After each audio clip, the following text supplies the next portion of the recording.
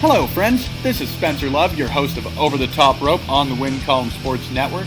Don't forget you can head to wincolumnsports.ca for all of your previews, reviews, and breaking news from the world of wrestling, be it your major promotions or from the great province of Alberta, Canada.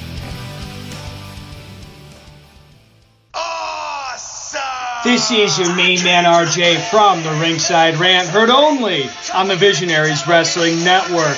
So go over and subscribe across all your major platforms, iTunes, Google Play, SoundCloud, and Stitcher to hear every great interview I have every Monday on the Visionaries Wrestling Network. Go over and follow the show's page on Twitter @_Ringside Rant. Follow the network's page @BizWrestleNet. And, as always, embrace the vision.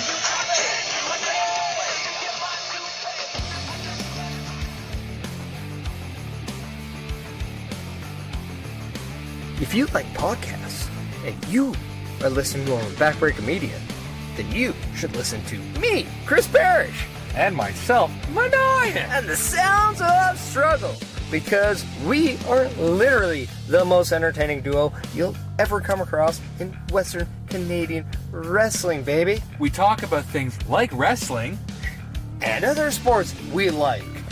Wrestling. But we won't talk about other sports that we don't like, because it's not that kind of podcast. Like wrestling. I mean, we like hockey. And wrestling. And we like football. And wrestling. And we also like to drink beer. While wrestling. Well, not while wrestling, but while watching wrestling. Yes. Yeah. If you want to get into a conversation with Maniac and Chris Parrish, then you need to tune into the Sounds of Struggle live on Backbreaker Media. Every Thursday. That's when we hope to drop, but sometimes Mike Malawany doesn't do his job right. Or we're too drunk to forget. Yeah, that happens too. Yeah. He can bleep out the swear word, because we weren't supposed to do that. Oh, but I'll try not to swear. I can't do it. Yeah. Let's face it, the two of us, we're real. And spectacular. And we're a little bit of all right. Yeah. We're also strugglicious. That we are. That was kind of a cue. Supposed to be a strugglicious. Oh, sorry, I'm drunk. Yeah. So, if you don't want to listen to us, then no. You're stupid, because we're entertaining. And if you want to listen to us, then come listen to us on Backbreaker Media. Yeah. Later, he said. Later, bitches.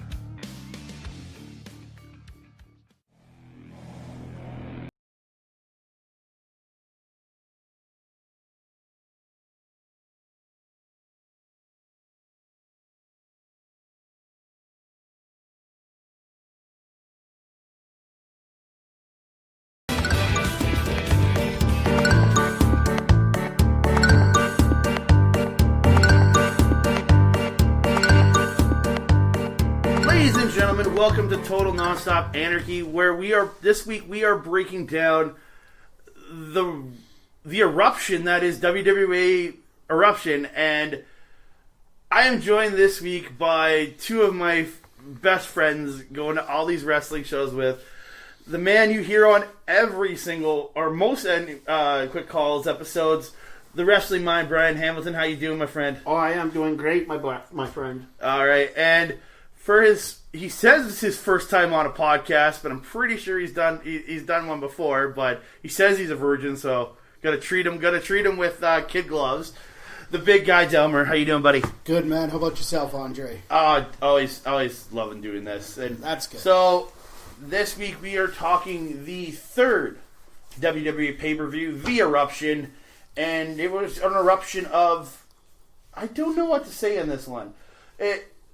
There's really some really good stuff on this pay-per-view. Yes. And there's some and some very poor stuff on this pay-per-view. Yeah. It's one of those ones where you never know what you're going to get. This is essentially what WWE is. You never know what you're going to get. That's true. And then this show was pretty wild. You had 9 matches, some strange, some weird, but it was a pretty good show overall. Yeah, I had fun watching this. Delmar, did you have fun watching this one at least? Yeah, it was all right. Yeah, if I've been a wrestling fan for a long time, it was an interesting show, but some of it had bad stuff, but there was good stuff. It's a good throwback, I found. It wasn't like, none of the in-ring was kind of today's quality, but it was still really enjoyable if you put yourself in that mind frame. Yeah. So I want to talk first before we get into the show. Your guys' history with TNA and WWE specific, WWE too. Like, what's your guys' like? You guys watch them back then, or like did you watch TNA in the beginning? Did you guys watch the WWE events when they first came out? I actually got 2 of the first shows when they come on to the pay-per-view, the WWA. Oh, nice. Yeah, I got first 2, but I can't remember their names. But I actually the take Inception And the Revolution. and the Revolution. Yeah, I think them are the ones I have. yeah. Though that first one's ridiculous. It's got them where Bret Hart is the commissioner. Yeah, on it. that's the first 2. But yeah. I can't remember the Inception first 2. and He's on the first Revolution. 2? Yeah. Oh, okay.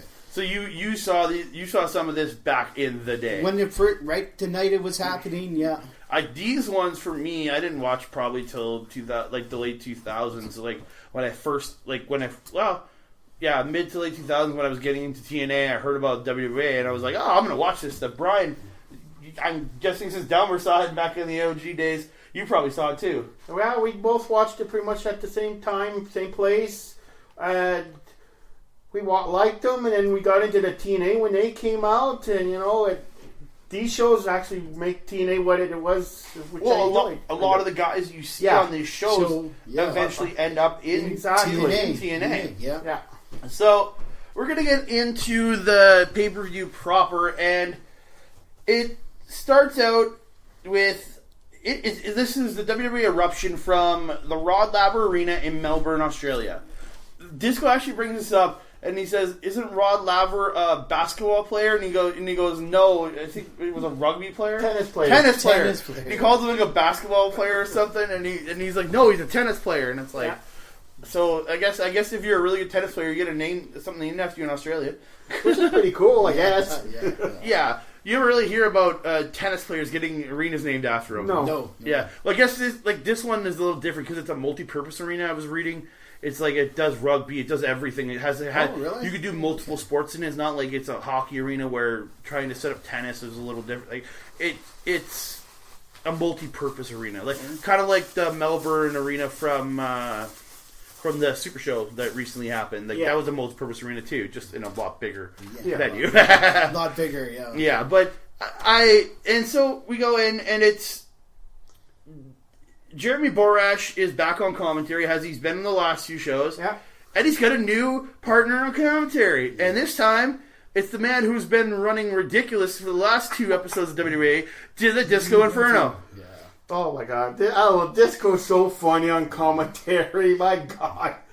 Yeah. Awesome. The only problem I have with it, because you kept hearing Disco cutting out in the first little bit of the show. Yeah. Like probably first match of the show. In this part, he's cutting out his mic. Something's wrong. And that really, you notice it. It's not like one of those audio issues where you don't really notice. You really notice this one. Because him and Jeremy Borash talk about it for a second they show it on and there. And at one point, they're showing them at the table, and he's like, "Can you hear me?" And he's like, "I can't hear you," because he's getting, you can hear him, but he's getting no audio from anywhere. So his headphones are out. He was getting all pissed. Yeah, and that can be tough when you're doing commentary. And you're using the headphones so it cuts all the noise around you, because in an arena setting it can get loud, and you want to be able to hear what the guy next to you, but those are noise canceling headphones. Yes, exactly. So sitting there, you can't hear your guy next to you very well. You're only supposed to just hear him and him, right? Yeah, Disco is, okay. Yeah. So, and then the limo pulls up, and it reveals the new commissioner of WWA. Bret Hart has, I guess, retired from his position, and it's Sid Vicious. Sid Vicious, awesome. the man with the most broken leg in the world, as I like to say, because like if you still, because you see him come in, he's got the cane, he's walking on the cane. Actually, was it a few years ago on Big Brother, his son Frank was on Big Brother, and there was a video package of him, and it shows him walking. He's still using the cane to this day. Really? It's just leg problems. Like that was a severe break. Like big time. Did you ever watch that? I've seen that. It was his leg was just gross. Yeah, so gross. Yeah. But this is his first mainstream appearance since 14 months, I think. Yeah, 16 months. This is in June. Yeah. About June. So about somewhere almost a year and a half since the leg break incident in February of 2001. Yeah. This is his first appearance on national TV for pro wrestling. Any wrestling show. Yeah. For any like national TV promotion, and which is huge for him because he even says it later on. Coming back and hearing the fans was a big thing for him. Missing the fans. Yeah. And I can understand that because this is a guy who went to the top of the world in professional wrestling in multiple companies and gets his career cut short. Yeah. Yeah, that kind of sucks. Yeah. So the ring announcer appears in the ring and he fucks up right away. Yeah. Big time. Yeah. There's professionalism. I know. I'll admit I fucked up in the ring, and dude, coming up. This is being recorded before, but I'm going to be working the CWE event. This is when this show comes out, and I'll probably have screwed up on that show. Yeah, knowing me, but it being on such a big scale like that. It should a ring announcer should be a little better than that. Yeah, should know what's going on. Because the first show in Australia, Jeremy Borash did the ring announcing duties from the commentary table. Yeah. The second one, they just had some. I think just had some like boxing commentator or somebody. I don't know who it was for the Revolution show in Vegas. Because it's not hard to find one of them for all the boxing companies that are there. And he did a good job because he was like a professional sports announcer. Yeah. And I thought he did a great job, but. This one, because you could hear him flub a couple times throughout this pay-per-view, and it's just like, and his inflections in certain points on how he's called people's names, it was very, very weird. Yeah. Very. I noticed it, being that I noticed that stuff, just because you do. And because you try, as what I do, I try to emulate other announcers and see what they do, and yeah, it's like, oh, that's not good. No. Yeah, so you get the first match of the evening, and it is the first semifinal in the WWA International Cruiserweight Title Tournament.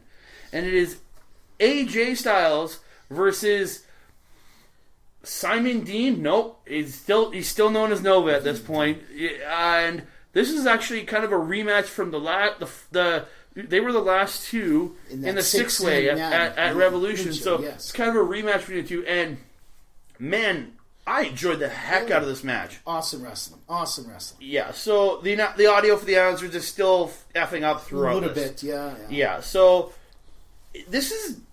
It's AJ Styles that is the biggest difference to me here, because I became a fan of TNA in about 2004. It was the first time I ever saw it. It was Jeff Hardy was challenging Jarrett at the time, or maybe it was 2005, I can't remember. I think it was 2004. And that's when I became a fan. So you're looking at these guys, and AJ's completely different. This is not the AJ Styles, even of like mid 2000s. No. Like I kind of looked at him and I said, "It's Mr. Intensity AJ Styles." Yeah. He's coming out, he's just like and he's just so intense. Is what I really noticed about him. Yeah, and this is actually only like I think the third year AJ's has been wrestling. Yeah, they said like 3 years. Yeah, he's just a rookie. He was pretty damn good. Because he debuted, 1999? I think he started wrestling, and he did some work for WCW in 2001, and then he's worked the last one and this WWE events. Like, that's pretty quick to be kind of on an international scale 3 years into the business. That's pretty good. Like, 3 years into business, and he's in the... Yeah. And we see wrestlers to this day that are going like 20, 25-year careers, never gotten that big. Never been on the... Hey, no slight against them. They're awesome. But, getting a shot at 3 years into the business is pretty huge. Big time. That's awesome, yeah. So, like, back and forth in this match, you can see the styles we'd eventually come to see. Like, the kicks, the way he moves... Still looks good, and Nova, even after he's different, he still looked really good in this. He hadn't quite bulked up the way he would when he went to WWE. Yeah, I think he looked really good. Like, still wrestling the cruiserweight style. He always not the cruiserweight, but you know what I mean. Yeah. High flying style. I think he still looked really good. And then there is this spot where AJ Styles is down and he kips up, grabs Nova, and hits him with the Hurricane Rana. I was like, that's just beauty. That was awesome. It's just whoever you see a kip up into a head scissors, like, it's so rare. Yeah, Especially only 3 years in the business doing Yeah. that kind of work. Oh, That's yeah. awesome.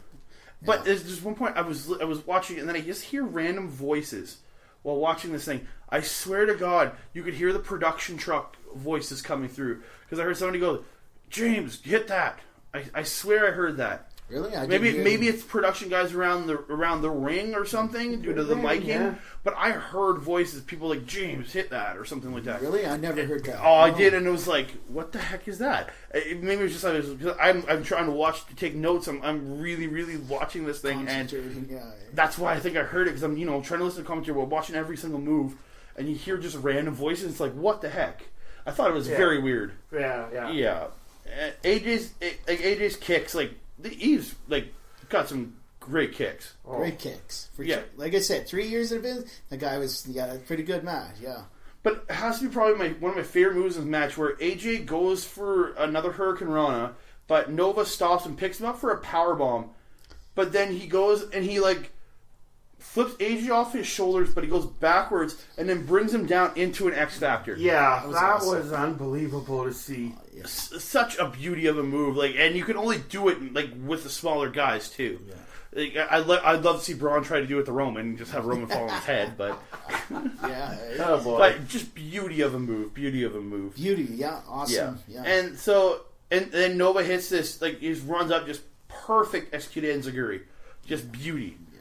And so, Nova gets AJ Styles at one point to like a single leg Boston Crab, but he also traps the arm at AJ Styles' right arm at the same time, and it's called the Twisted Sister. I've seen, like, we all know we all love Lance Storm. His single leg Boston Crab's on point, but I've never seen the guy actually trap the arm with it. I thought actually great variation to the that was extra. That was good. Yeah. Yeah. So and AJ hits like this awesome spin kick, which you don't see him hit a lot of them anymore. No. I don't know if he can do stretches well anymore. Yeah. And then Nova goes for a swanton, misses, and AJ Styles hits the Styles Clash to win the match in 4 minutes and 3 seconds. That's what we talked about. That match only lasted 4 minutes and 3 seconds. It didn't seem like it was that short because the things they were doing. I legit timed every one of these matches. Really? That was only 4 minutes? Yep. There was lots of moves for From bell to bell, 4 minutes, 3 seconds. But it didn't seem like 4 minutes because the way things That they were was doing awesome it wrestling seemed for a lot 4 longer. minutes. Yeah, well, because Awesome these guys packed wrestling so for 4 much minutes. into those 4 minutes. Yeah. This match flew by. Even me taking notes, this match flew by to me. Well, yeah, and these two, like, especially the way they are, the weight dip, they can do these moves in that, and it's like, holy crap.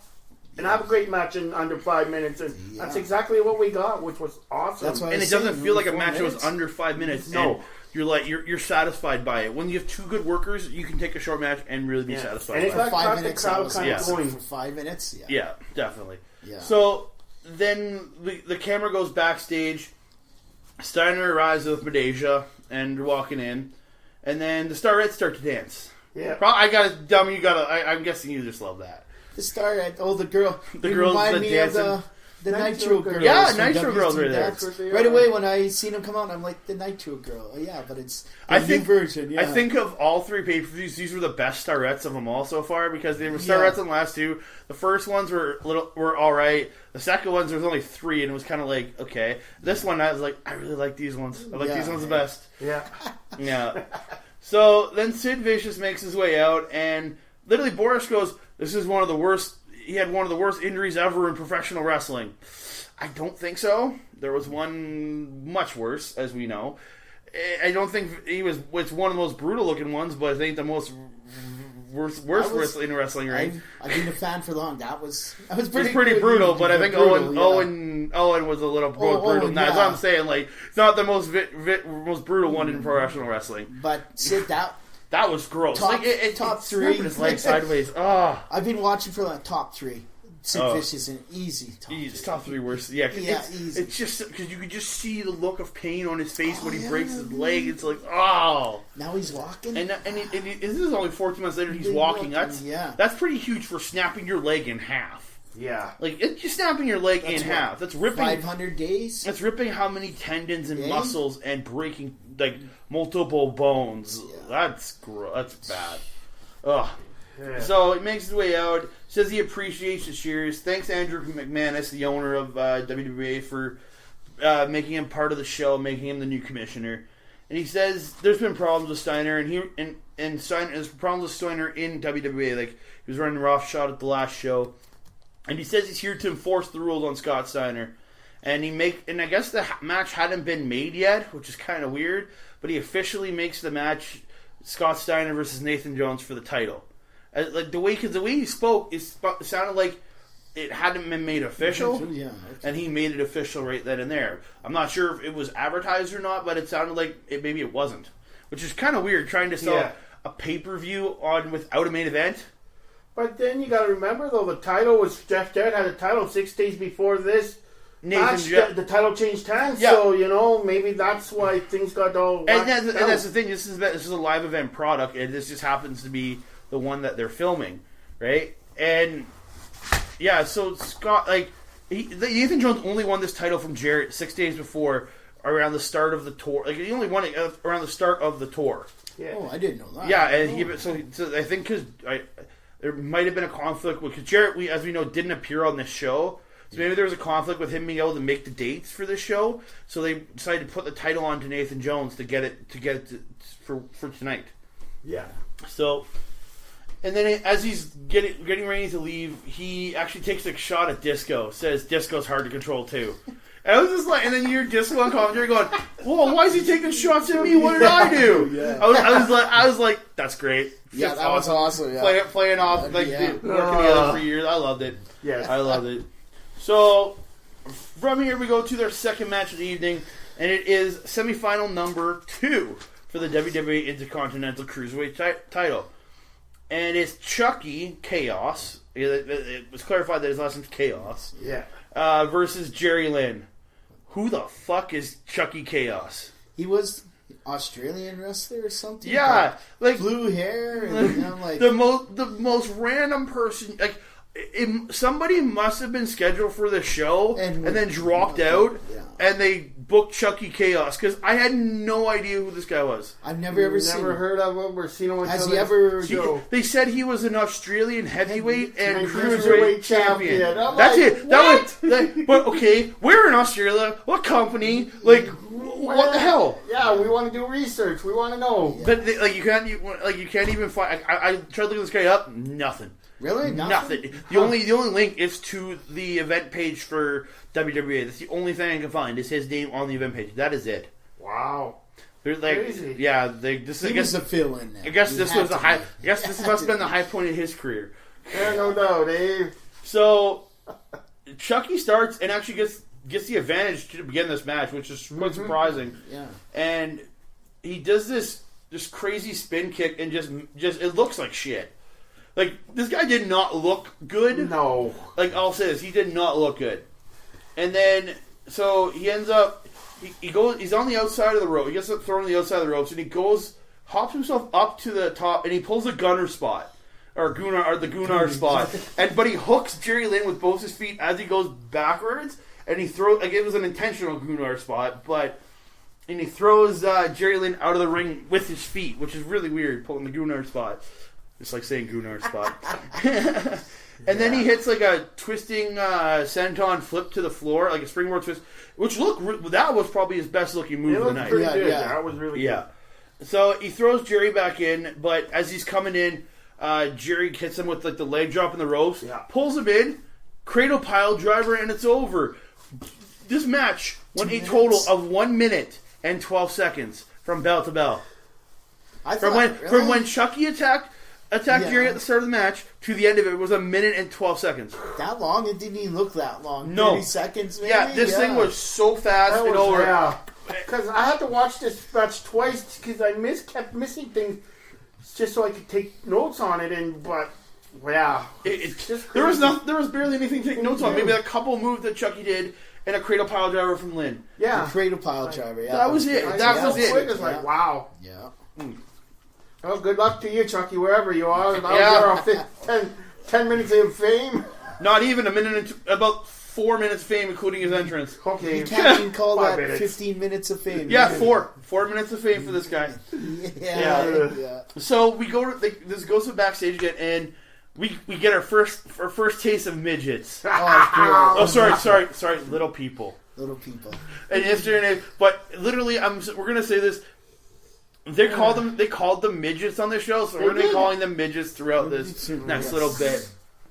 Puppets just like the audio sucks on this interview. Yeah. Like it sounds like the guy had like a handy cam or something. Like it's like a handheld camera, and they were recording off the camera microphone or something because it was brutal. Couldn't hear the little. You could hear him like faintly, and then like he's like I don't know who this other guy he's talking to is. He's look creepy as fuck. Just a creepy looking motherfucker, and he's just screaming at him, telling him get down on your knees, and makes him get down, and he's being all creepy, saying he's gonna kick the crap out of Tio, and he's calling this guy his bitch and all this other stuff. I'm just, like I hear like he's hearing him say you're my bitch and all, and it's just getting creepy at that point. I'm just like, is he gonna? I'm like, what's this guy? And he's like showing off all his weapons and stuff. And he says he's gonna beat up Tio, and he did beat Tio at the last pay-per-view. Yeah. So we go, and so it comes back to the ring, and out comes the puppet, the Psycho Dwarf. Yeah. So he comes out, he has the microphone, and he says, this is his first line, he goes, turn off the music, a midget wants to talk. Yeah. I was like, I loved it. That was It's so awesome. dumb, but I loved it. Oh my god. Oh, dude, like this puppet guy's hilarious. Yeah, he was good. Yeah. Yeah, oh, dude, so good. And then he starts spouting off about Tio. Then Tio just runs out, just attacks him, and just hits him from behind. So Tio gets Puppet into the corner, and he goes. Literally, he climbs up to the second rope. So this is how he's above Puppet. He starts raining down the 10 punches, and then he just humps him in the face. Yeah. Yeah.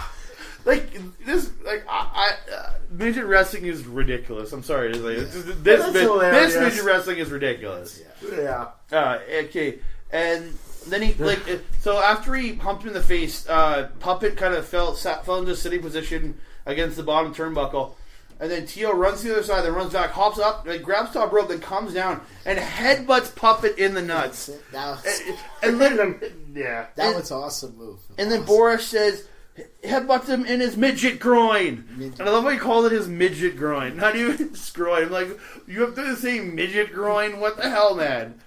Oh, boy. And then Puppet ends up reversing, hits a couple of power slams, and then Puppet goes out and gets the weapons. And this is where the match gets even more fun to me. Yeah. So Puppet, and then on commentary, Disco Inferno says Puppet claims to have had a fight with Gary Coleman. Yeah. Where's the video? I want to see that so bad. That's awesome. That would be awesome to see. I would love to see Puppet versus Gary Coleman, man. That would be genius. Yeah. The Psycho Dwarf versus Good Times, or not Good Times. Different Strokes. Different Strokes. That'd be great. The Psycho Dwarf versus Different Strokes. That's how you can sell on pay-per-view. Psycho Dwarf versus Different Strokes. Yeah. Oh, that'd be great. And then,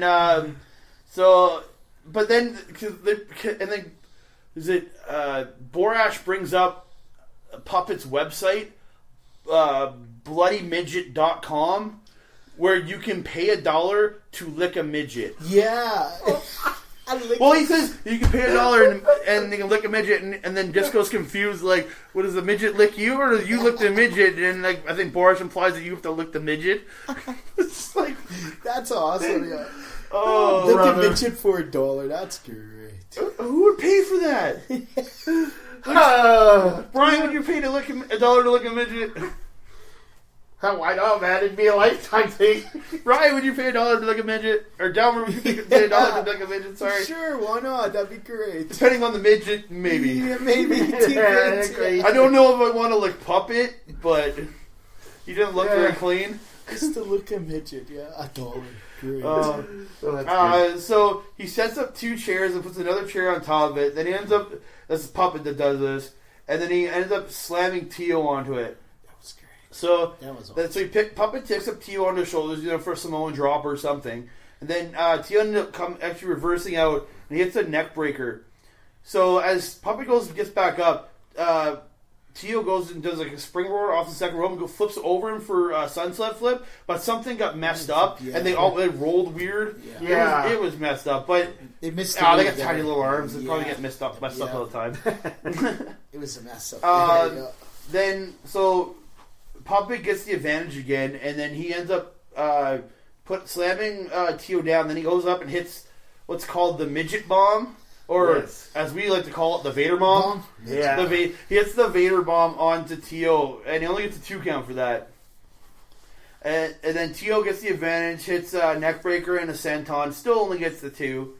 And then this was my favorite part of the match, is where Tio puts the garbage can onto Puppet, and then starts whacking him with a chair. That was great. I love it. Oh my god. I absolutely love that part of the match. I thought, like... I just loved him kick because it's not hurting the guy in the which is the best part. Like it's a safe hardcore spot. Which I'm not a huge fan of hardcore, but this kind of hardcore where it's comedic is hilarious. And he's just smashing the shit out of the can. Like maybe it's hitting the guy a bit, but it was hilarious. Yeah, I was laughing my ass off. Just the sound. The of that, sound would be that trash can with your brain. That'd be heavy on the head. So Puppet ends up falling over, still inside the garbage can. And Tio goes out and gets like a legit 8-foot ladder. And then like the rest are screaming, "He's up too high! He's up too high!" Like he's tiny. He's like maybe like 2-3 feet. He's tiny. Yeah. And so he ends up. Tio climbs the ladder and he jumps off, just splashes Puppet, who's still in the can, and he gets the win at 5 minutes and 23 seconds. This is a marathon of a match if you think about the length so far tonight. Longest match of the night. I didn't care for the last pay-per-view's midget match. I didn't think it was that good. No. But this one was fun and enjoyable. Yeah, this one I really liked. These two guys are hilarious as hell. The stuff they were doing, it's different. They got the crowd, different. You got the crowd into it. Yeah. And I loved it.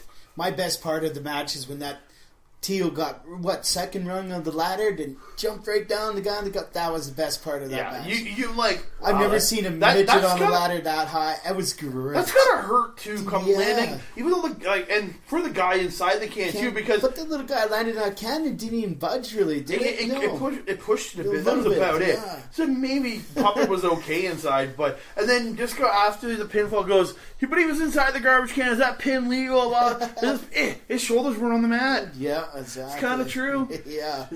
But I was thinking, how's that count? Because he's still in the garbage can. But I guess the ref counted it. So, but now Puppet has a claim for if he wants to fight again, saying you never pinned my shoulders to the mat. Yeah. He can if he wants, but later on it seems like they've teamed up. But so we cut after the match. We cut to the back, and it shows Queen Bee, this penthouse pet from Australia. She was on the first Australia Super Show. Oh, with the white dress on there. Yeah, okay. I think Delmar's favorite so far tonight. No.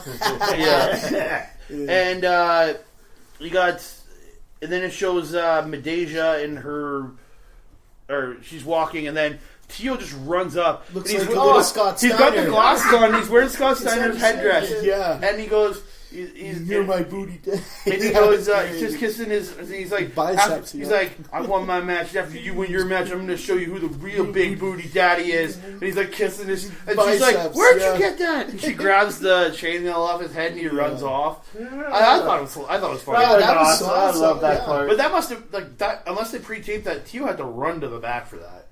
They had to, because I'm thinking, well, didn't he look like he was sweaty? I honestly don't think it was pre-taped because the only pre-tapes I really felt that were on the show was all the highlight packages. He must have did that right before the match started. I swear he probably ran. I figured he just ran for the back and then just ran down the hallway and caught. Because I was like, wasn't that the little guy that just jumped off the ladder? It was so quick. It was either pre-tape or he ran to the back. He had to pre-tape. Possibly he ran to the back because. Yeah, still, look at the. I wouldn't be running after jumping off a ladder onto a garbage can, though. I can see it. I can see it. They're fast little buggers. They are. They're fast little buggers. Oh god. Oh boy. So from here we move on to the fourth match of the evening, and it is a tag team match, and it is Straight Shooting Stevie Ray and the and as I like to call him, the Gigolo, Buff the Stuff Bagwell, because legitimately, gentlemen, he was on a TV show called Gigolos and he was fucking girls for money. Oh, Really? I Did didn't not Yes, know that. legitimately became a gigolo at one point in his life. Hey, It was you gotta like do what you gotta do, I guess. a few years ago. Yeah, legitimately became a Really, gigolo. Buff Bagwell. Really? Yeah, there's a TV show called Gigolos, and he was on it, like as a gigolo. Never ever heard of it. Yeah. Buff Bagwell's a gigolo, so I like to call him the Gigolo Buff the Stuff Bagwell, That's or awesome. Buff the Stuff and Bagwell. Yeah, He's stuffing stuffing him now. Yeah. And they're boy. taking on the team of Ernest the Cat Miller and Grandmaster Sexy, but is known on this show Brian Christopher. Yeah. He couldn't use that name obviously because it's Yeah. WWE, but just notice the inches when Buff's coming down. Disco goes, "That's Judy Bagwell's son," yeah. and making these jokes like he's the son of a tag team champion of Judy of a one-time tag team champion, just like totally burying Buff Bagwell. Oh, yeah. I loved it. I absolutely loved it. I thought it was funny. Yeah. And Disco's playing the right character he should because he's supposed to be a heel commentator is what it felt like to me, and he's doing a great job. Like he's just running down Buff.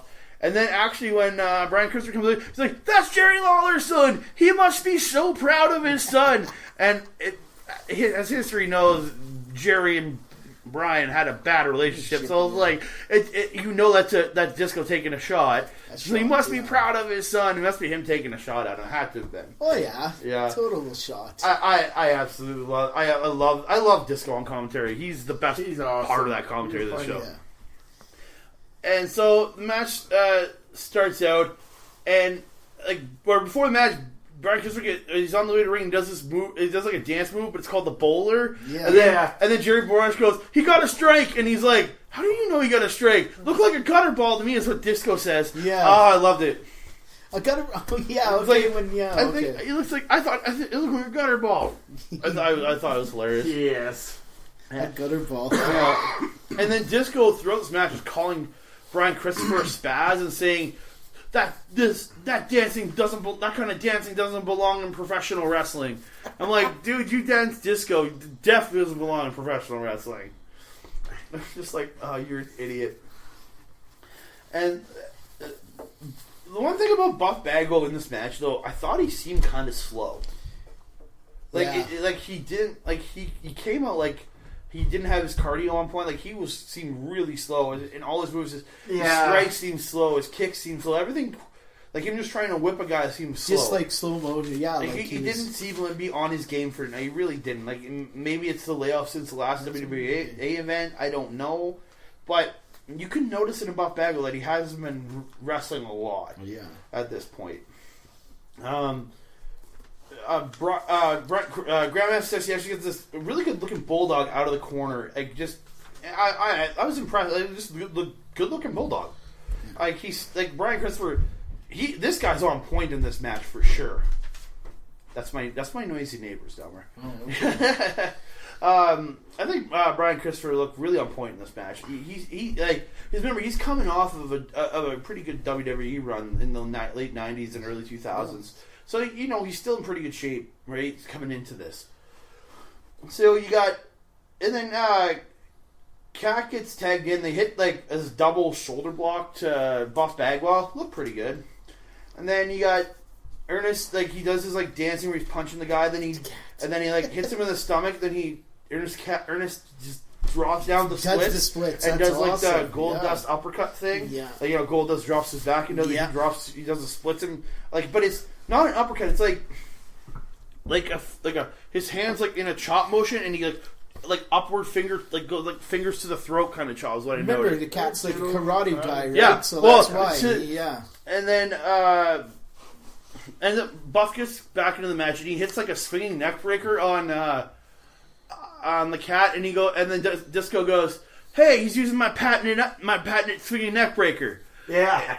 I was just like, and he does this throughout this show where he's saying, "That's my move, that's my move." And it kind of makes me reminiscence of, like, I watch New Japan Pro Wrestling now, and Rocky Romero is constantly saying, "That guy owes me money for using my move." That when Rocky Romero's on commentary, I think, that's actually reminiscent of now, which is great. Like, I'm thinking Disco should have said, "He owes me money for using my move." Is what he should have been doing. Yeah, I thought it was funny. Yeah, using my move. Yeah, royalties. So Stevie gets tagged in, and then Disco has this point about Stevie Ray that Stevie Ray has legit karate. Like, that's his karate. He has legit karate. And he has the type of hands that can reach inside a man and rip out his heart without him bleeding. Exactly. I'm like, what the hell? How does that work? Yeah, exactly. How does that work? Yeah, so Stevie just starts beating down the Cat, and Cat gets a big boot, tags Brian Christopher back in.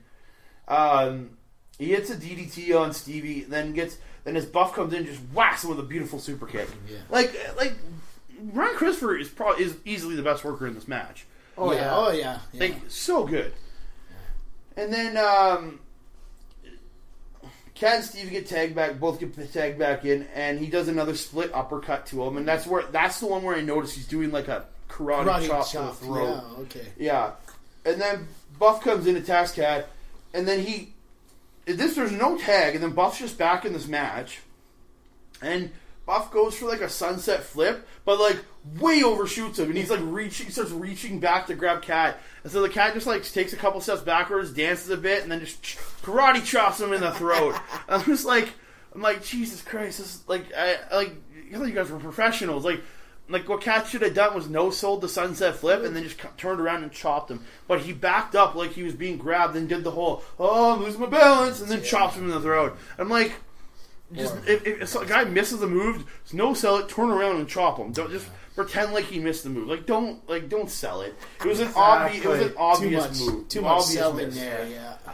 So That was a miss, yeah. Screw up, yeah. This is my favorite part. Stevie comes in, he clotheslines the Cat, and then he just jumps into like a karate pose. And Disco goes, that's why he's legit karate. Him doing that pose means he's legit karate. I mean, it's just like, what the heck? Brother. Disco is so good in this. And yeah. I love it, like he jumps into the pose and he's like, it's legit karate. Oh, it's legit karate. Just the poses. Oh, boy. So, so Buff gets a big boot. He Buff Bagwell grabs the Cat for like a boot spot, or holds him there so Stevie Ray can run at him, hit him with a boot. But as it always happens in this, Cat moves out of the way. He boots Buff, and then Brian Christopher comes in, gets tagged in, and they hit like a double rock bottom or something. Yeah, like a double Uranagi. And then Brian Christopher goes to the top rope, hits the hip hop drop, he puts the glasses on. Literally, Delmar in front of me is pretending to put glasses on. I'm like, what the hell, Delmar? He puts the glasses on, hits the hip hop drop for the win at the longest match of the night so far. 8 minutes and 7 seconds. 8 minutes, really? Yeah, 8 minutes 7 seconds. I think we talked about that longer than the match went. Did it seem really that long? 8 minutes? Yeah, 8 minutes 7 seconds. This is bell to bell. That's not including the entrances, which took a little bit too. Four different entrances. Yeah, and so after the match, Brian Christopher grabs the mic after Cat leaves the ring, and he says, Cat, come back. You know what it's time for? It's time to dance! Yeah. And so he brings in the Starettes, then a bunch of kids. They bring in some kids. I love the kid with the toque. Hey boy, back up. Literally, he's telling them how they're going to dance. Tell them how to do two steps to the left, two steps to the right, two steps back, and do a move. And the kid just runs up and tries to do DX chop or something. And he's like, yo, boy, get back in the line. And he says it right into the mic too, which is the best part. That was cool, yeah. Didn't you see what Brian grabs that kid's toque and throws it off? Kid throws it on yeah. That was great. No, and then so they all do the cool dance together. Ernest the Cat does a bit of his shucking and jiving. His dance. Was it the James Brown dance? Yeah, James Brown. Yeah, and then Disco decides to run in from the commentary table and ruin the segment. And starts doing his disco dancing. Yeah. So he gets attacked by Cat and Brian Christopher. Then, literally... fuck. I just threw my phone on the ground by accident. Brian Christopher tells the kids to start attacking. And I swear you see one of the kids just full-on kick. Full-on kicks Disco in the side. And you see and then you see Disco just run from the ring. Because I think he's getting legit kicked by these kids. That was awesome. Oh my god, I love that. That was probably one of my favorite spots. I thought it was hilarious. Just kids kicking Disco. I'm like, you deserve for doing that shitty disco dancing. Yeah. Disco fever, yeah. So you go to the back, and that creepy dude from the puppet segment is interviewing the Funkster, Alan Funk. Yeah. It's pretty much just a Hulk Hogan promo, essentially. We've all heard the Hulk Hogan promo a million times. I thought it was awesome. It was funny. The Funk, but awesome. It's just Alan Funk doing a Hulk Hogan promo, and then just saying biggest arms, all this shit, and he talks crap about his part. And so we go into the next match of the evening, and it's the Quebecer Pierre Carl Ouellette, man, PCO. He was still wrestling. He was wrestling again right now. Yeah. Has had a resurgence in the last couple years. Yeah. He just did Battle of LA. Yeah. Yeah. Which is huge. And he's big. Like, in this show, he's big, has a little bit of a tummy on him. But if you look at PCO now, I think he's in better shape now than he was in 2002. Yeah. Like, big time. Like, and dude's a big boy. Like, not small at all. No. And, yeah. So, and then you had the Funks come out doing his Hulk Hogan. Yeah, it was great. As I call him, Alan the Funkster Funk. Yeah, Funkster. Yeah, so PCO is still super. It's huge then. He's still huge now. I never realized how big he was until like I watched Battle of LA from this year because I didn't see Spring Break, Joe Jones Spring Break or anything. Then I watched Battle of LA and I'm like, holy shit, PCO's gigantic. Yeah. And I see him in this one, he's even bigger. Like he's slimmed down a bit like now, but like he's got a bit of a tummy, but dude, he's gigantic. Yeah, oh yeah. I know, it's huge. And then he starts doing the Canadian national anthem, and I was just like, yes. Yeah, I was too. Canadian pride. And then the rude announcer, the shitty announcer, just grabs the mic from him. You don't interrupt. If this was the WWE, he would have been fired. Yeah. Just like Finlay got fired for sending the Miz out. They would have fired this guy. Yeah, you don't interrupt an anthem. That was rude, I thought, yeah. Yeah. So Disco says, at this point, this is where he starts saying, this guy reminds me of somebody. I don't know who it is. And then at one point, he literally says, beautiful Bobby Eaton. Yeah. I was just like, how does he like Bobby Eaton? Because he's not going to bring up who it actually is. I love Disco in this match. I do too. He's hilarious. Yeah. Oh, so good. So, like, PCO attacks Funk with a clothesline at the start of the match. Like, the speed out of PCO is crazy. Yeah, he's pretty cool. Yeah, he's quick for a big man, yeah. Nuts. Like, PCO's speed is insane. Like, we all marvel at Samoa Joe and guys like him. Like, PCO's a big boy like Samoa Joe is, and he can move. Yeah. Right. Like, I was watching some highlight videos of the stuff he's done lately. He's doing flips to the outside and all this shit. I'm like, holy shite. Yeah. He's big. Big boy who can fly. He looks like a big Braun Strowman, pretty much. I'll say a little bit. Somewhat. Alan Funk is the Hulk Hogan I wish we had the whole time. This is the best version of Hulk Hogan I've ever seen. He's hilarious. I love him. He's funny. He can wrestle well. Yeah. He's killing it in the ring, and he's charismatic as hell. He's better moves, better everything. Yeah. And yeah. At least he did have like three moves, and that was it. He had a whole repertoire. That's the Hulk Hogan I wish we had in the 80s, because we could have saw a really good Ricky Steamboat Hulk Hogan. The Funkster versus Steamboat. I wish that was what we would have had in the 80s. Jesus. Yeah. Oh boy. No. And so PCO just picks up Funk and just hits his, like, he's standing there and he just whips Funkster at the mat. Doesn't even go down with him, just whips him at the mat and just bang into the mat with the power slam. I thought it was impressive. Like, yeah, oh yeah. Very impressive. Yeah. And then, Funk ends up coming back. Like, he gets tossed to the outside, comes back in, and he goes like a springboard and then to a sunset flip. Which the first sunset flip I think in this match it actually looked good. Yeah. Or in this night it looked good. Yeah, and then PCO like ends up reversing out of that, and then he hits like this a exploder suplex. Looked great. Like just hucked Funk over top of him. Oh yeah. Like the strength on this guy just throws Funk no problem over top of him. Like a piece of garbage. And then PCO goes to top, and Borash is saying, "Oh, I think we know what's coming. I think it's going to be the cannonball." And then PCO just jumps off and hits a flying leg drop. Yeah. And then he's like, "Oh, no, that's this other move from his repertoire." Yeah.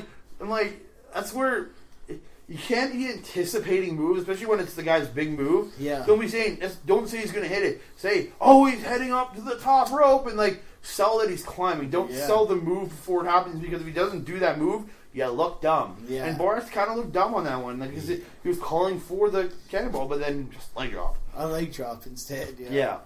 And then PCO picks up Funkster, and he ends up hitting like a running power bomb. Looked really good. Funkster's still kicking out, which is like, he's the Funkster. He can, Funkster doesn't lose.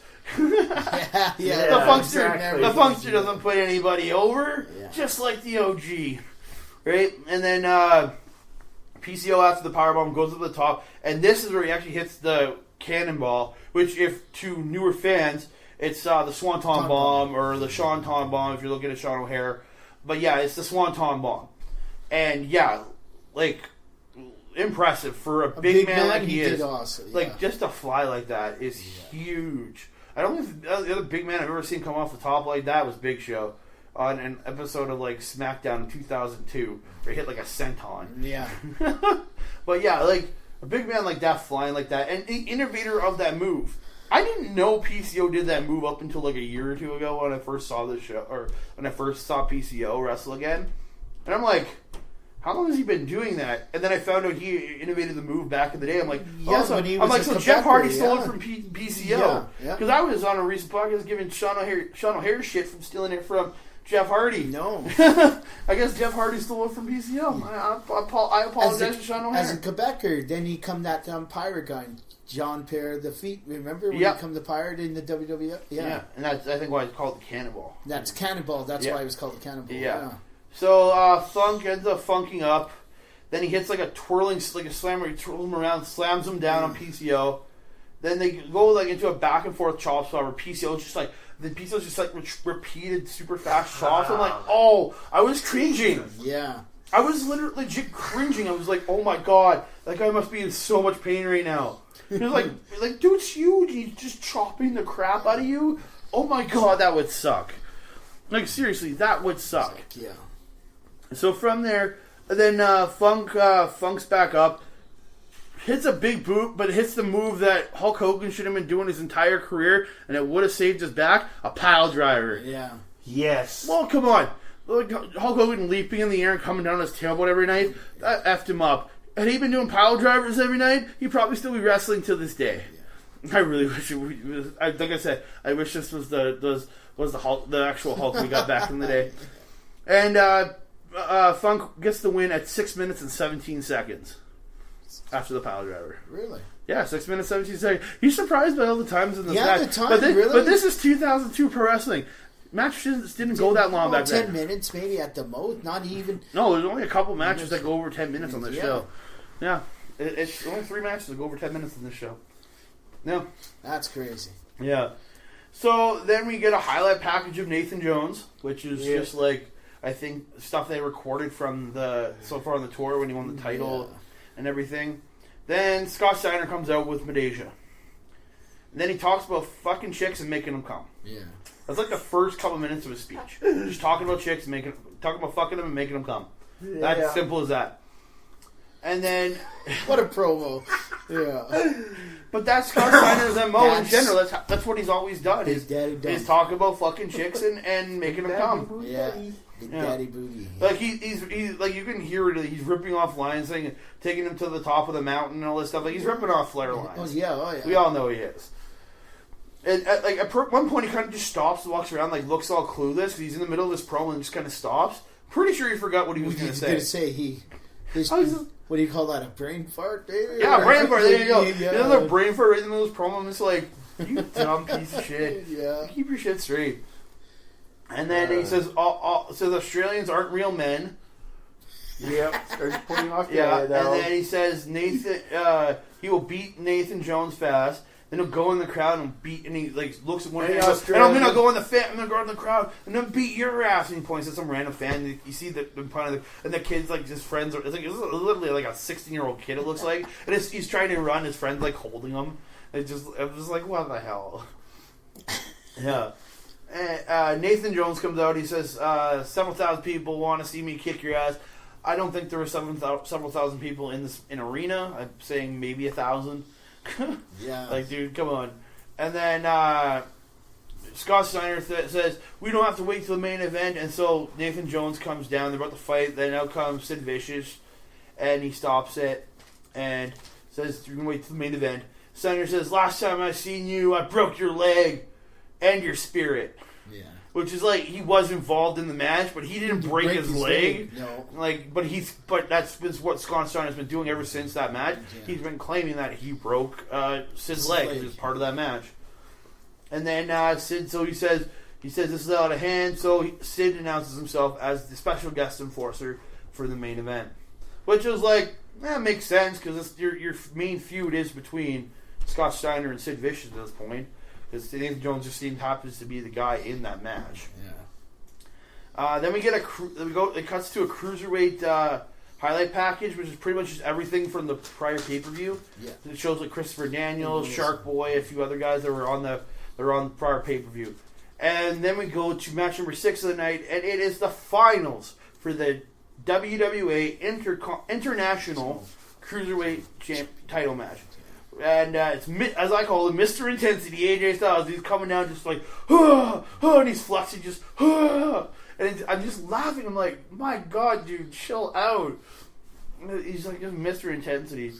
And versus everybody's favorite, Jerry Lynn. Jerry Lynn. Yeah, I think we can all say Jerry Lynn's a legend. You guys have seen him live, right? Yep. You guys went to the PWA show in Calgary to see him? Yep. Yeah, I missed that show. I couldn't make it down. Was I there? No. Yeah. I can't remember. Yeah, it was the first time PWA did a Calgary Night of Champions.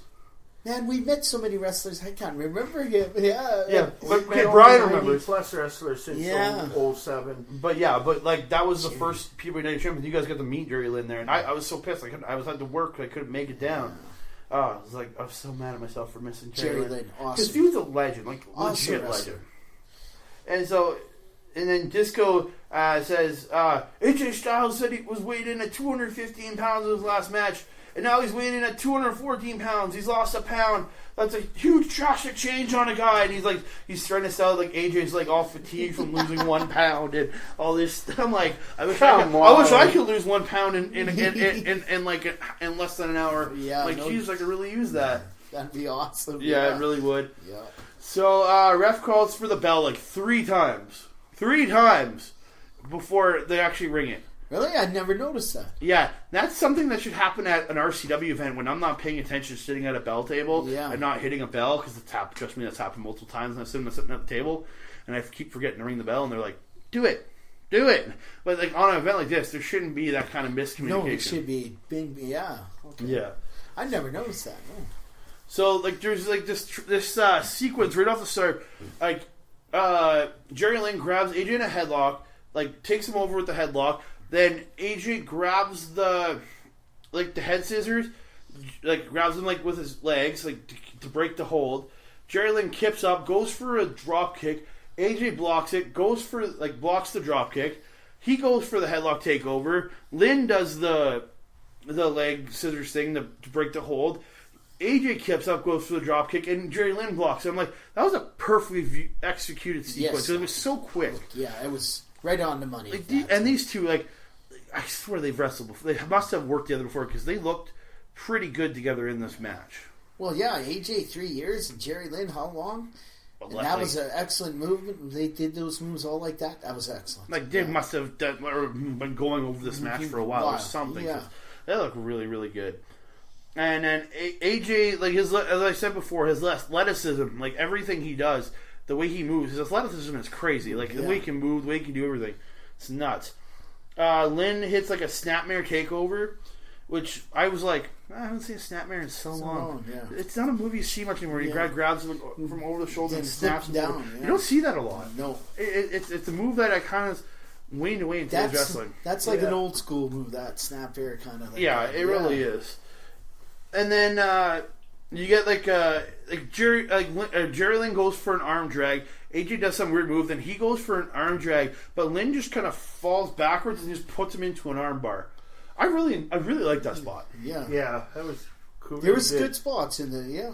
Mm-hmm. Especially because these two know each other so well, and I think they even said they wrestled before. But They must have. They had to. Yeah, because they do that moves They were like so that. good. Yeah, that was So great. then Jerry Lynn transitioning. He actually does the surfboard spot where he's got like on his back and he's like got AJ over his knees, pulling the legs and the head. Looks really good. Like AJ and still to this day, his flexibility to be able to, and he like extra curves when he does that. Like he looks like he's being bent in half when he's being bent. That's on the guy selling it, being able to like bend and show. So I've seen that same move on guys who can't bend, and it just looks like that looks like a move that's not working. Yeah. But AJ makes it look like it hurts him.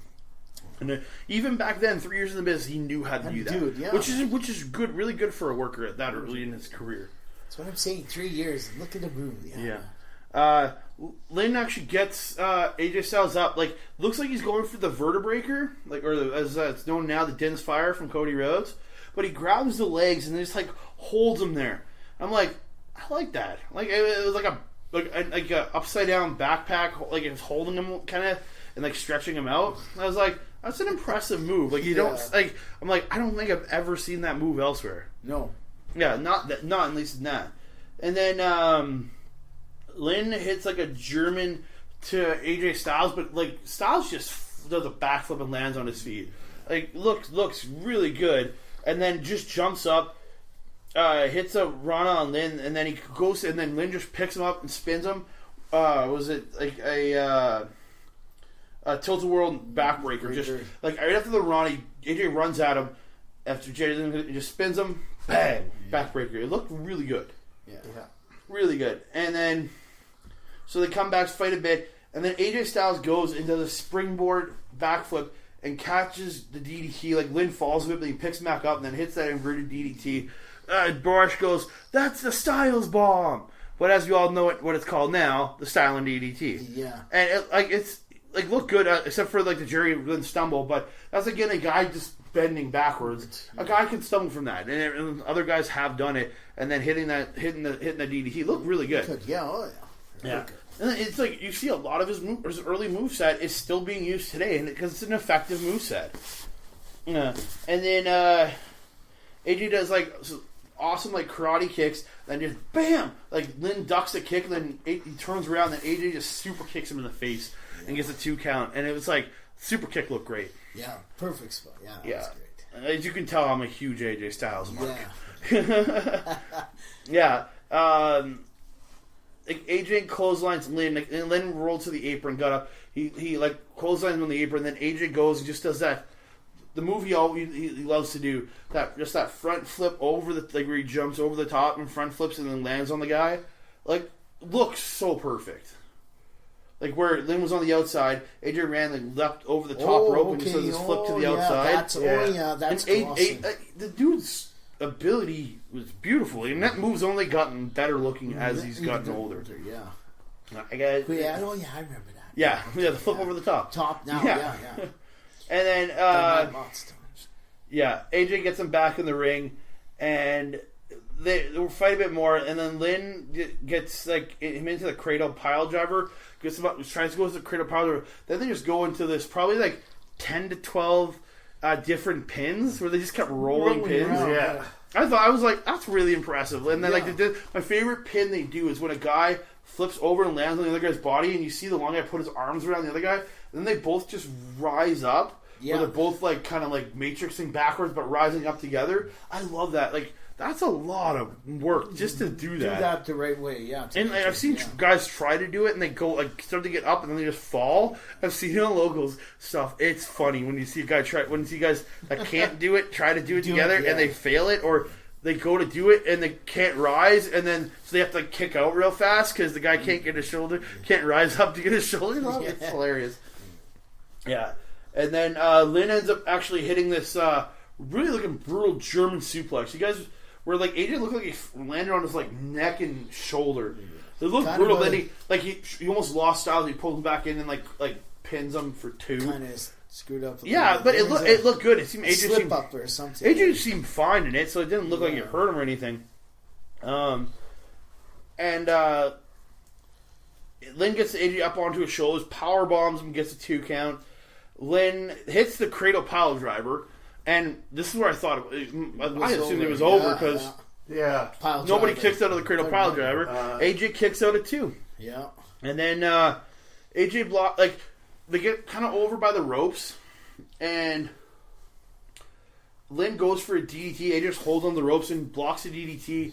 Then picks him up, hits the Styles Clash, but Jerry Lynn kicks out of it. And then AJ is like goes up to the top. Lynn comes up after AJ's up there, kind of crotches him. They're fighting, but AJ ends up throwing him off, picking him and hits for the finish. Hits the spiral tap, which is like a corkscrew. Oh, that was like a corkscrew awesome senton, which looked so good. It was awesome when Which you is come off not, the which top. is a move he doesn't. Like he breaks out very rarely now. Oh, that was an awesome ending. And I think for the amount of back problems that AJ Styles has had, I'm not surprised he doesn't use that move much because that's just all taking everything on your back. Hey, that's everything. Landing, twisting and landing. And then, so AJ Styles gets the pinfall off the spiral tap for the win at 11 minutes and 30 seconds. Really? Yeah. This was the first match on this show to go over 10 minutes. 10 minutes, yeah. Yeah. And so they shake hands after the match, and Jerry Lynn raises Styles' hand as, the mutual respect spot, which doesn't surprise me with those guys. Yeah. No. Yeah. So we go from there. We get a highlight package of I wrote in my notes here Sabo versus Storm from the Pioneer Paper, but it's Sabo. Sabu. That's Sabo. Look right there, Sabo. Yeah. Did he put Sabo? That's funny. I hit the wrong letter, I guess. But it's Sabo. That's awesome. Sabo versus Devin Storm from the prior pay-per-view, which I think Devin Storm won that one. I can't remember. Yeah. I think he did, yeah. So this is a rematch from the prior pay-per-view.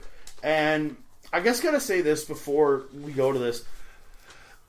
This happened on the previous pay-per-view, this pay-per-view, and the next 2 pay-per-views that will come down the line. They will be after we've watched a bunch of TNA at this point. Somehow, Sabu has the longest matches on these pay-per-views. Why? Why would Sabu have the longest matches on these pay-per-views? I don't understand. Really? I've never Yeah. No. So, it's a rematch, a steel cage rematch from the prior pay-per-view. Devin Storm, formerly known as Crowbar, versus, as I like to call him, Sabo. Sabo. The homicidal, genocidal, suicidal Sabo. Sabo. Yeah. So, Sabu. And Borash says, according to WWA rules, the match can only end by pinfall, but the pin can be anywhere, which indicates you can do, if you guys get out of the cage, you can end it out there, which is just dumb to me. That's what I did not understand. That makes sense. Yeah. It's a cage match. Why do you want to get out, fight all over the building? Because they're crazy. The object is to keep your opponent inside the confines so they don't escape. Yeah, not allow them to escape. That I agree with that, but that just seemed weird to me. Yeah. So this match was a high intensity, just beat the crap out of each other. It was it was a great match. This is the first Sabu match I've enjoyed in a long time. Really? I've never been because for me Sabu is just all about just smashing each other with weapons and bleeding everywhere. Yes, there was blood from both guys in this match, which as I've said in the past, I don't care for blood in pro wrestling. You're not hardcore blood. I'm okay with hardcore wrestling. I just don't see the point in blood. Because if you look at guys like Nigel McGuinness, because an opponent of his bled in the ring, he got, was it hepatitis B or C? Really? And he can no longer perform in the ring because of his hepatitis. That's why I'm negative on blood in pro wrestling. Like, there's been spots where blood has been used in a smart way. Bret Hart versus Stone Cold Steve Austin.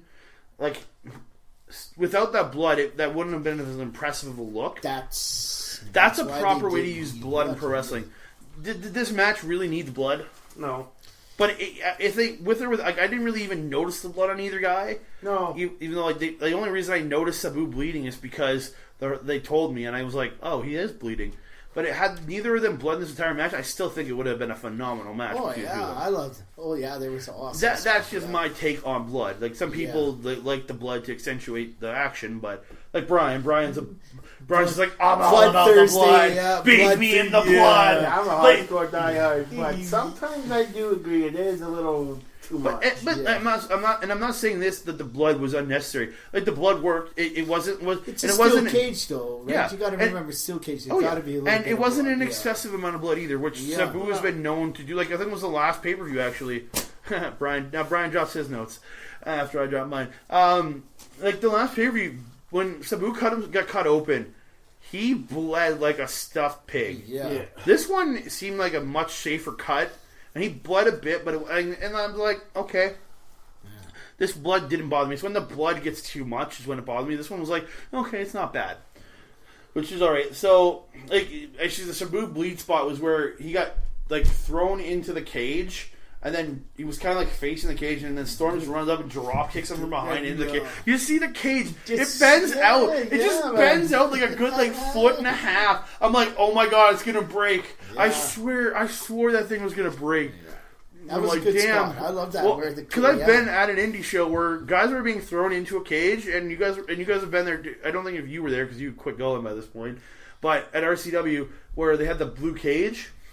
Oh yeah. Every time a guy gets in, you could see because it was held on by twist ties, not twist ties, but tie wraps, and you could see the tie wraps breaking. I'm like, oh my god, this thing is gonna fall. It didn't, but I was like, oh my god. I swear, like it was like I'm like watching Twist break. I'm like thinking, holy crap, is this cage actually going to open up? I was like, oh my god. So there, like. Storm hits like a Superfly splash. So at one point I'm like, I like that. Just classic easy splash. So in this match, back and forth, they're beating the crap out of each other in the cage until Devin Storm at one point just climbs over the cage, jumps to the outside. Like just out of nowhere, just like screw it, I'm going outside. I'm like, what? So he picks up like a guardrail and he like sets it up across the steps and the other guardrail, kind of like a table position. So he gets the key from whoever the key. Look at the guy who's just like, he's like, give me the key, and the guy's just like, here you go. Didn't even fight him, just like hand him the key. I'm like, what the hell? So he takes the key, opens the cage door, and Sabu just runs up, just kicks the cage into his face. I was like, awesome. It was awesome, yeah. Awesome. And I think that's where Storm got cut. Did the cut open spot, because that's. I think after that I saw him bleeding after that. Yeah. And then, so sorry, I lost my track where I am in my notes on this one. And then, actually before, sorry, the bleed spot came before that because Sabu pulled something out of his shorts. Or his pants, and he pulled the Vince Austin spot. Yes. He got Devin into the camel clutch and started jabbing him with like this screwdriver or something. Like shout out to Vince Austin, dude. That was sick. But even afterwards, Devin wasn't bleeding like a stuffed pig or anything. No, it was a safe spot in that sense. Yeah. Yeah. So they unlock the door. They're on the outside. Sabu ends up just bringing a table and setting it up, and it just gets left there, and they fight. And then, barricade. Let's say barricade. I don't know what barricade's not in this. Storm gets Sabu up onto his shoulder and throws him onto that barricade that he's done. That's why I said barricade. Because there's a barricade. There's too many barricades. Yeah. Yeah. And then Storm pulls out 2 more tables. Then he actually sets up a table on top of the table that Sabu had set up. Then he puts Sabu on the table. Then he takes a steel chair and just whips it at Sabu on the table. And like Sabu's trying to start to get off. He just whips it at Sabu. Sabu just takes it off his face. Yeah. I was like, it looked hilarious. He just takes it off the face. I'm like, it looked brutal, but it's hilarious. Yeah. So Storm goes back inside, goes to the corner, climbs up, and just dives off Superfly splash style and just takes Sabu through both tables. And then he just rolls off of them. I'm like, you're not going to pin him? Yeah. I'm like, that is so stupid. So, Storm throws Sabu back into the... Yeah, they get back into the cage, and no, sorry, this is after the table spot. The ref calls for more refs because he wants to end the match. Yeah. But then the one ref comes down and says, no, and then another ref ran to the announce table or something, and they've been informed that the commissioner says the match won't end without a winner. I'm like, Jesus Christ! If they pulled that spot today, that's very possible that like without a pinfall at the end, that's a spot where I could see that like in WWE today, I'm going. They could end a match right there, which has happened in the past, and I wouldn't have hated this match if it ended right there because it'd have been a pretty good match up to this point. So, like, Sabu puts a table into the ring, and then he goes back out to grab Storm, and then he does the freebird spot where he just smashes the cage door into Sabu's face. So Storm brings the chair into the ring, and just starts smashing the crap on Sabu with a chair, and then out of nowhere, Sabu fireball. Yeah, that was like, great. Wow, he's on the ground and all. I was like, oh, beautiful fireball. Oh, yeah, that was just shoot right at Storm. That was great. And then Sabu sets up the table in the ring, puts Devin Storm on the table, and this is the sequence that got me on this one. He sets up a chair in the ring, so he does his like triple jump thing onto the rope, then gets over, climbs up to the top, does a moonsault off the cage, lands on Devin Storm. They only break a portion of the table, so he pushes Devin back on, goes back up, and then does a just jumps off, hits a diving leg drop through the table. I just laughed so hard. I was just like, and then he gets the win at, what was it, 17 minutes and 4 seconds. Awesome. Longest match on the show of the night. Yes. Yeah, I thought overall for a hardcore match, a really good job in a hardcore match. So from here, we're going to go to the match number 8 of the night, and it is probably Delmar's main event of the night. Come on, Delmar loved it. My main event. Yeah, and it is the evening gown match. It's all good, Delmar. Don't worry about it. It's the evening gown match. It's Queen Bee. Just open your pop, dude. Okay, so Delmar is like, he started to open a can I was talking, so he's like running away so the sound doesn't like come over the mic. Thank you for that, but it's okay. We're gonna sound of a. Trust me, I hear Mike's shows all the time, and he always has like pop tops popping and all that stuff. And it's the Australian penthouse pet Queen Bee taking on the number one freak Medeja. So I didn't write any notes. I wrote, here's my one line for the notes for the match. They catfight, and Medusa strips Queen Bee to win at 2 minutes and 23 seconds, which to me was a minute and 23 seconds too long. Too long, exactly. Yeah, it's just a back-and-forth catfight. That's all it is. I think it was just to fill in for a couple of minutes. The only good part was when the midgets came in. So that's after the match. Puppet and Tio look like they're on the same page now. I'm guessing this is the brand new WWE tag team, Puppet and Tio. And they come in and they forcibly strip Medeja. Tio legitimately spears Medeja to the ground. Yeah. Puppet runs in, they just rip her dress off. Medeja's all pissed. The girls that start to chase after the midgets, and they all run to the back. A midget spear. That was awesome. Midgets doing spears is hilarious. Two women, that was great. Yeah. And they chase them in the back, and that's it. That's it, yeah. That is... If you watch this, you can skip this unless you want to see a couple girls in their underwear. Which, go to the next website over, you can see much more. Yeah. Again, I know it had its place in 2002. In 2018, it has no place in wrestling. And we only review it because it's on this show. From there, we move on to match number 9 of the night. And it is for the WWA Heavyweight Championship. And it is Big Papa Pump Scott Steiner versus the Front Row Nathan Jones. Front Row. That's a nickname that I never seemed to understand was the Front Row. The Front Row. It seems like to me it kind of feels like a shot at Nathan Jones calling him the Front Row. Like you're saying you're the front row, you should be sitting in the front row, not in the ring with us. It's kind of like that's kind of the way that it's like. That's what they're saying. Oh yeah, but that's what it seemed like to me. It's like sitting with the front row, sitting in the.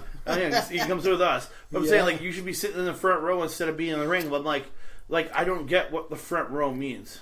Then now the way you talk, I think that's. I think it's a shot. I mean, a shot, but I don't think it was. You don't know. Like I don't know. It's just weird. It's just a stupid nickname. That's the front row. The front row, Nathan Jones. So Majaja's got her dress back on. Yeah. Yeah. So she must have caught up the deal. That kind of sucked a little bit. Would you want us to come out and run? Well, yeah, it's 2002, right? That would have been great. It's true. If she would have came out, the crowd would have been like, "Woo, yeah!" They wouldn't even concentrated on the match. It would have been miss a loss. Right? Yeah. So, and then Steiner gets an Australian flag before the match, and he just wipes his ass and just rips. Like he throws it at Nathan Jones, but it misses Nathan Jones completely. Yeah. Did you notice that? He didn't even, and they're like 2 feet away from each other, and he whips a flag at him, and he completely misses the guy. Like, how do you miss a guy from 2 feet away? I'm like, exactly. What the hell? Like, what the hell? Yeah, it's just like that's a terrible, terrible throw. That was horrible. Yeah. So they come in. Steiner's out showing, like, at the start of the match, he's showing the power, like, showing that he's stronger than Nathan Jones and, like, pushing him into the corners and all this stuff. Which, I know for the match, Jones is towering over him, but they want to tell the story of Steiner looks, like, strong. He does legitimately look stronger than Nathan in this match. Because he is much more... much more steroided out. He's just built for show. Oh, for show, no go. Yeah, go. Pretty much. Just for show. And but you gotta also look at me and remember, if you watch him when he does take bumps, he's still bumping on his back. Yeah, he hasn't started doing that side bumping stuff that he does that he's been doing the last 10 years. Yeah, he's still bumping. He's still working right. He hasn't hurt himself into the point where he can't bump properly. So, yeah. Lays on the mat. His arms are still in. And then so. Every time the crowd's going, your favorite chant, Aussie. Oi. Yeah. He's just screaming at the crowd. He just hates it. Like, he hates them chanting. Like, and that's what I love with him throughout the match, is him constantly yelling at the crowd and giving them shit for cheering and all this stuff, which made sense to me because he's that kind of heel. That's what Steiner always did. He's always just yeah. So So they do the shoulder block spots at one point where, like, Steiner runs into Nathan runs into Steiner. Well, like, Steiner runs into Nathan Jones first, doesn't knock him down. He tells him to go. So Nathan runs into him, and then Steiner just, like, flips him off to his face. Yeah. And then Nathan Jones ends up just running and hitting 2 shoulder blocks, knocking Steiner down twice. I'm like, okay, what's the point of the back and forth then? You should have had Nathan knock him down the first time. It would have made more sense. First time they should have just been, Yeah, and then Steiner rolls to the outside, and then Steiner comes back, and then he comes to the outside. He's walking around. Madeja's like taking care of. Steiner goes back in. The Irish whips Nathan, and then Nathan comes back, and then he Irish whips him, and then Nathan comes back, and he just grabs him and just throws him over the top. Like, he just grabbed him, just like pushed him over the top rope. I'm like, okay. Then Nathan comes. He gets back up on the apron. Steiner doesn't even follow him out. And then he just launches himself over the top rope and hits his beautiful clothesline, which looked really good. Like, and really impressive for a guy. You can say the same. Hernandez was the same way from TNA. He would always just launch himself from the outside off the apron, inside, and a clothesline a guy or a shoulder block guy. And Nathan did the same thing. And for a guy who's like 6'8" or whatever, 9, he looked really good doing that. And it's impressive that he can do that. Yeah. So, Steiner ends up throwing Nathan to the outside again, and Steiner ends up Irish whipping Nathan Jones into the guardrail, and man, I thought Brian was sitting in the crowd, because that guardrail went flying. Because, we all know Brian's the object-seeking missile. I missed the guardrail when he got hit by the guardrail. I was sitting right beside him, and he almost lost his manhood. And the ladder almost. And the ladder, and people, and chairs. I don't know what it is, but people like to kill me at wrestling. People like to try to kill Brian. As simple as that in the wrestling ring. And there's some good spots. This is a lot of basic moves. Yeah. Like, Steiner hits, he's a big fan of the belly-to-belly suplex. He says multiple times. And there's actually one belly-to-belly suplex. He grabs him. And he grabs him and he goes, and he actually belly-to-bellies him over, like the overhead one, not the one to the side. Actually launches him over his head. That impressed me because you got to think of a guy that big throwing a guy that is bigger. That much bigger. Yeah, that's a lot of mass trying to do, and it's a lot on Nathan Jones for be willing to do the flip and everything. Just to go with, they did that good. That was a good spot. Oh yeah. There's another spot where Steiner actually gets the sharpshooter on Nathan Jones, and like he said, it's a Scorpion Deathlock, and then Disco, I think it's Disco comes in and goes, it's a sharpshooter, and it's like, okay, just pick one name and call it together instead of calling it two different names, you dummies. But Nathan gets the ropes on that one.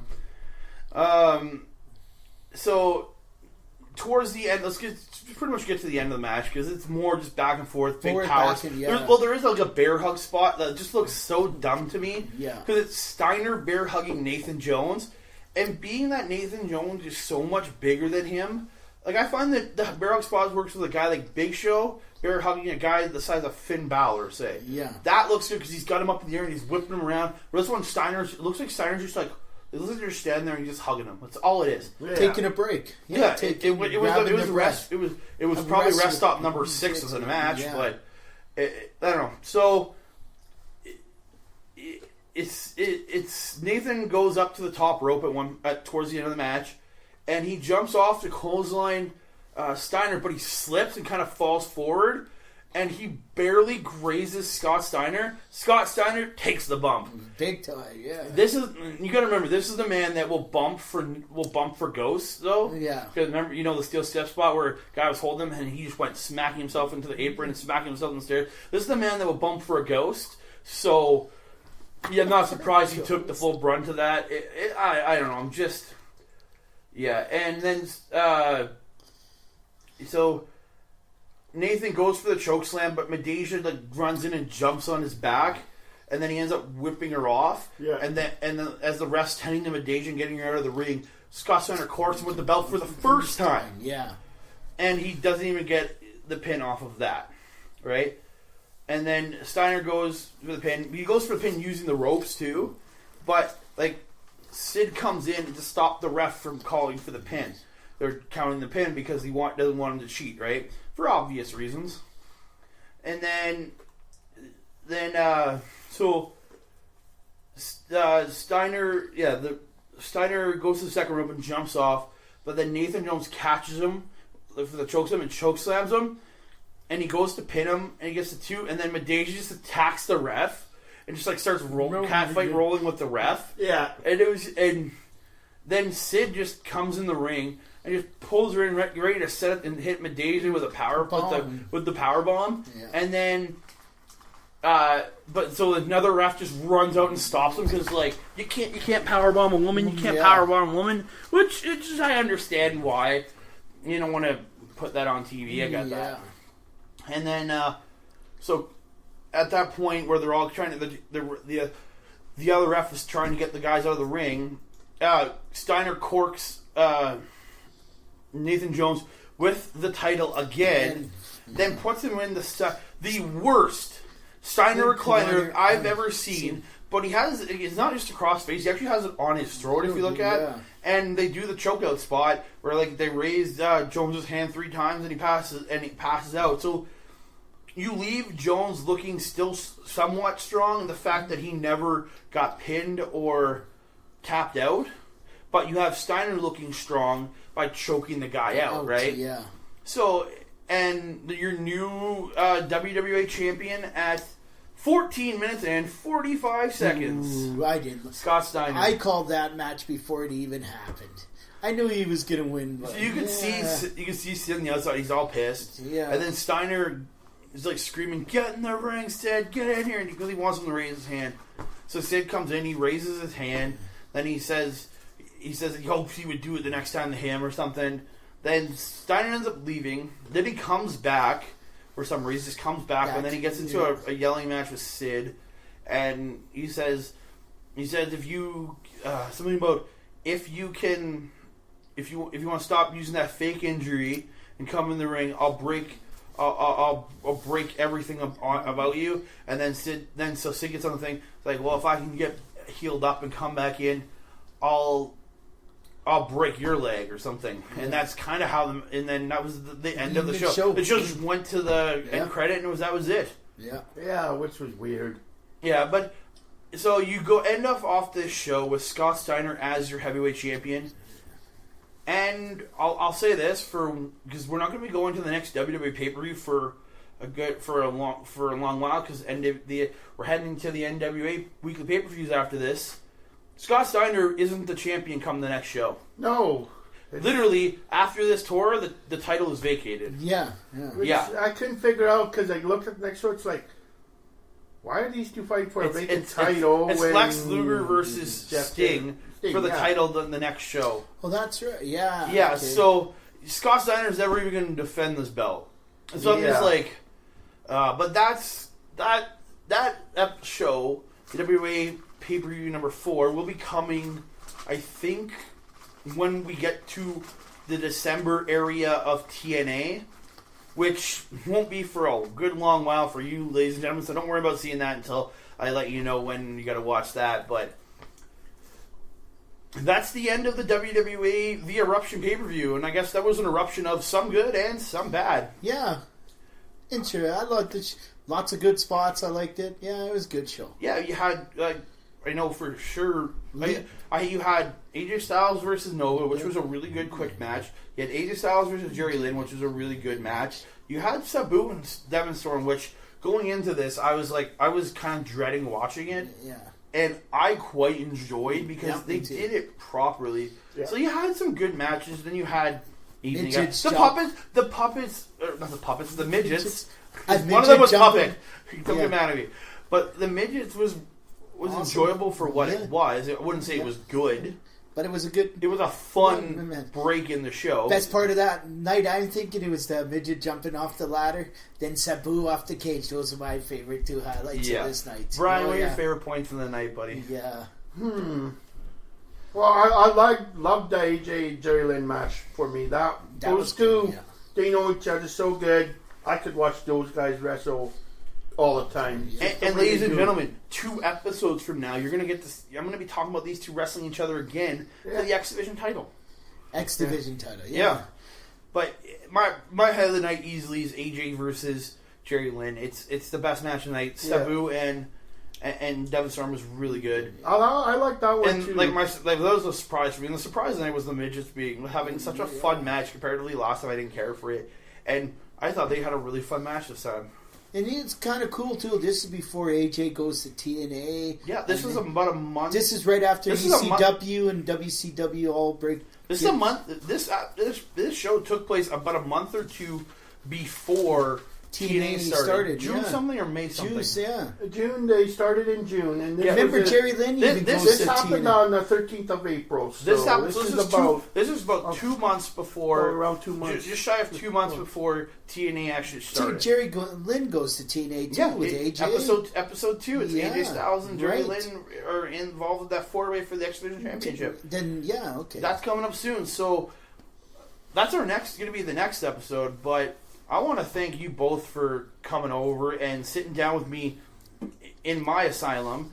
Yeah, your asylum. That's great. Soon enough, this is my last time before I'm going to be trapped inside of the asylum that is TNA soon enough. Yeah. And thank you, Brian. Where can people find you online and everything, and we'll get a hold of you? On Twitter at The Wrestling Mind. That'll be in the show notes. Delmar, you're not really a social media guy. No, I'm not a social media guy. No. But if you want to talk to him, or if you want to get to know him, come out to MPW or PWA and see CWE, which actually would have just happened. But MPW's should be this upcoming weekend, so come see Delmar there, because he loves talking. He talks to everybody. So if you want to talk to Delmar, come see him at that at any of the shows you go to. You can find me on Twitter at That Canada Guy, on Instagram at That Canada Dude.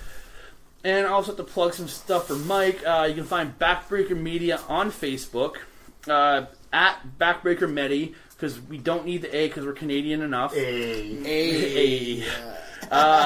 Also, please go to backbreakervod.pivotshare.com. If you use the code ANARCHY, you get a 2-week free trial and 50% off your first 3 months of subscriptions.